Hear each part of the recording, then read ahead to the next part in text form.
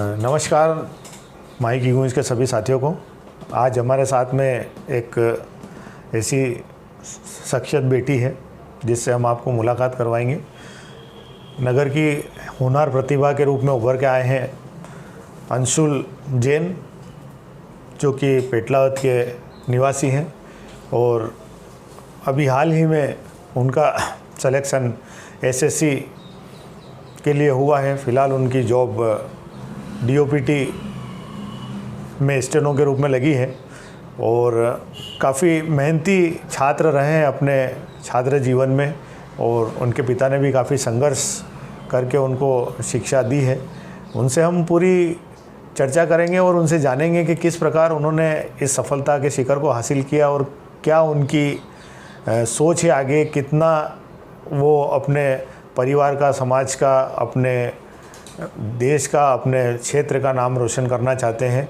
क्योंकि जो उनकी क्वालिटी है उससे पता लगता है कि वो यहाँ रुकने वाले नहीं हैं। वो खुद अपने बारे में जो हमें पूरी जानकारी दी है कि उन्होंने कहाँ से कैसे शिक्षा ग्रहण करी और वो इस अचीवमेंट तक कैसे पहुँचे। बहुत स्वागत है अंशुल आपका माई की गूंज न्यूज़ में।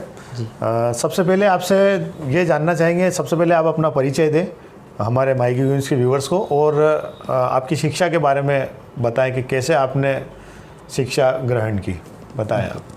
तो नमस्कार दोस्तों, I am Anshul Jain, stenographer in DOPT department, that is department of personal and training in Delhi headquarters.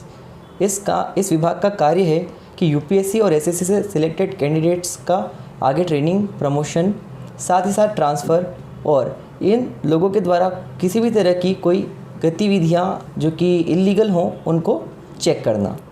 इसमें अलग अलग मंत्रालय होते हैं जिसमें हमारी नियुक्ति की जाती है, तो उसी विभाग का आज मैं हिस्सा बना हूँ।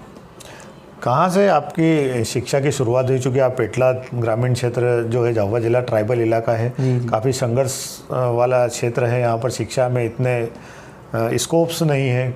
कैसे आपकी शुरुआत हुई, कहाँ से आपने शिक्षा पूरी की और कैसे आपको एसएससी तक पहुँचने का पूरा रास्ता मिला? जी, तो सबसे पहले तो मैं आपको ये बताना चाहूँगा कि मैं पेटलावत में 5th तक रहा। फिर 5th के बाद मैंने अपनी 6th से 12th तक की जो पढ़ाई है वो शाहजहाँपुर यानी कि मेरे मामा जी की तरफ, मामा जी के घर चला गया था और वहाँ से मैंने अपनी प्रिपरेशन की 12th तक। फिर 12th के बाद बीए, मतलब मेरा ऐसा फाइनल था कि मैं दिल्ली जाऊँ, बट दिल्ली नहीं जा पाया था क्योंकि कोविड-19 लग गया था, जिस कारण से मुझे वहीं रहकर अपनी पढ़ाई कंटिन्यू करना पड़ी। तो मैंने बीए कर रहा था, BA in history, sociology and political science from Vikram university. फिर उसके बाद साथ ही साथ मैंने एसएससी के बारे में जाना कि एसएससी एक बोर्ड है जो कि सेंट्रल मिनिस्ट्री में आपको रिक्रूटमेंट देता है और उससे रिलेटेड एक ट्रेड मेरे सामने आई एक अपॉर्चुनिटी के तौर पर, एसएससी स्टेनोग्राफर के तौर पे। तो आईटीआई से मैंने अपनी स्टेनोग्राफी का कोर्स किया और जैसे ही मेरा कोर्स ख़त्म हुआ मैं इंदौर चला गया अपनी एसएससी की प्रिपरेशन के लिए। जनवरी 2022 में मैं अपनी प्रिपरेशन स्टार्ट करने के लिए इंदौर चला गया था और करीबन 10 से 11 महीने की प्रिपरेशन के साथ नवंबर 2022 में मेरी एसएससी स्टेनो की एग्ज़ाम थी। वो एग्ज़ाम मैंने क्वालिफाई की और सिर्फ क्वालिफाई नहीं की, ऑल इंडिया रैंक 424 हासिल भी की। कितने लोगों ने उस एग्ज़ाम्स में पार्टिसिपेट किया था? Around 5 lakh people. 5 लाख लोगों के बीच में आपने क्वालिफाई किया और 424 अच्छी रैंक, एक बड़ी रैंक है जो आपको लगी है। आगे आपने क्या सोचा है अपने भविष्य के बारे में? क्या एसएससी तक आप रुकेंगे या यूपीएससी की तैयारी आप कर रहे हैं? जी बिल्कुल, आपने बिल्कुल सही कहा। जैसा कि मैंने आपको बताया कि 12th के बाद मैं दिल्ली जाने वाला था, तो 12th तक मेरा माइंड सेट था कि मुझे यूपीएससी ही करना है, बट कोविड-19 के कारण मैं नहीं जा पाया और फिर उसी दौरान मेरे सामने एक अपॉर्चुनिटी आई एसएससी करके। तो जैसा कि हम सभी जानते हैं कि अगर हमें हमारा लाइफ स्टेबल चाहिए तो हम चाहते हैं कि एक हमारे पास इनिशियल सोर्स ऑफ इनकम हो। इसी के चलते मैंने सोचा कि हम एसएससी देते हैं और फिर एसएससी में मैंने ऑल इंडिया रैंक 424 हासिल की है। अब मेरा ऐसा गोल है कि मैं दिल्ली जाऊंगा और दिल्ली में अपनी यूपीएससी की पढ़ाई कंटिन्यू करूंगा। चूँकि झाबुआ जिला है, ट्राइबल क्षेत्र है और आपके वीडियोस हमने देखे, आप मोटिवेशन करने के लिए जा रहे हैं कई स्कूलों में, जहाँ से आप पढ़े वहाँ पे उस क्षेत्र के स्कूलों में भी आप गए हैं। तो झाबुआ ज़िले के लिए आपके लिए कोई थीम है ऐसा कि आप यहाँ के बच्चों को इस क्षेत्र में आगे जाने के लिए जागरूक कर सको? बिल्कुल बिल्कुल, क्योंकि मेरा एक ऑब्जेक्टिव है कि जो मैं फील करता हूँ आज कि काश अगर मुझे ये चीज़ पहले पता होती तो आज मैं इस नहीं किसी और मुकाम पर होता। तो वो चीज़ कोई और बच्चा फील ना करे और उन्हें सही टाइम पर सही अपॉर्चुनिटी का पता चले, यही मेरी सोच है।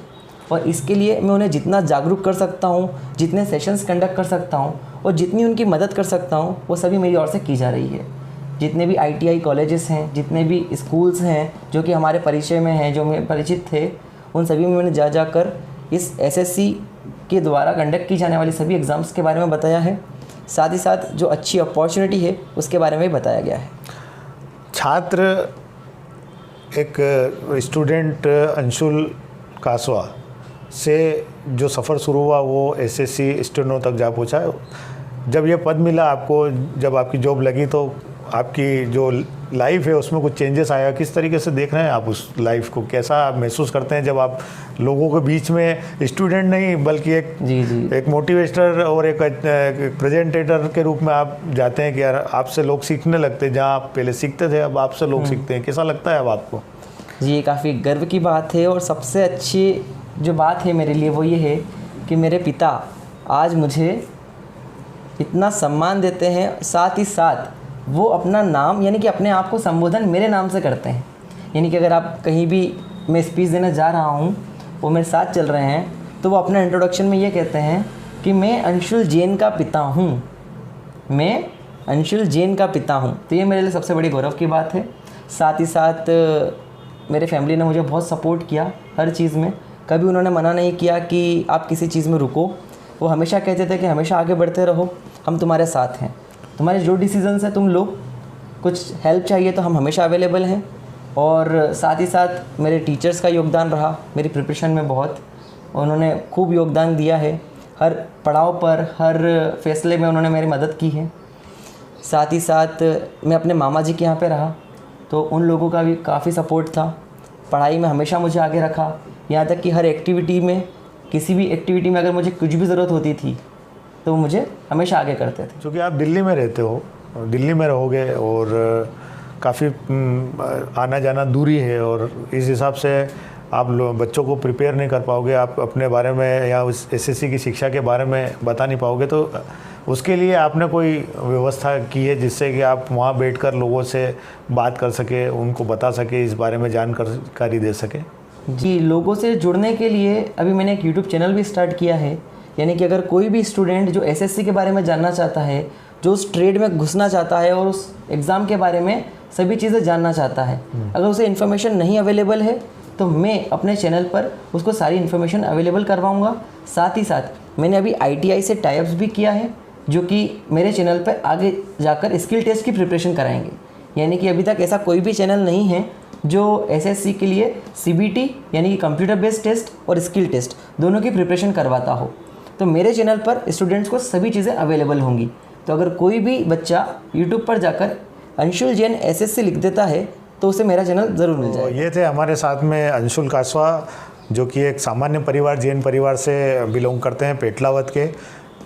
शुरुआती शिक्षा पेटलावद में ग्रहण की, इसके बाद शाहजहाँपुर अपने मामा के यहाँ गए, वहाँ से दिल्ली जाना चाहते थे, कोविड की वजह से रुके, SSC फाइट की और 5 लाख लोगों के बीच में 424वीं रैंक लाके आज दिल्ली में अपनी जॉब कर रहे हैं। और जॉब के साथ साथ में जिन चीज़ों की कमी उन्होंने शिक्षा के दौरान देखी, मोटिवेशन करना चाहते हैं उन बच्चों का, जिनको भविष्य को लेकर कहीं ना कहीं सवाल खड़े होते हैं, सवाल रहते हैं उनके मन में, उनको कोई बताने वाला नहीं होता है कि आखिर उनको करना क्या है।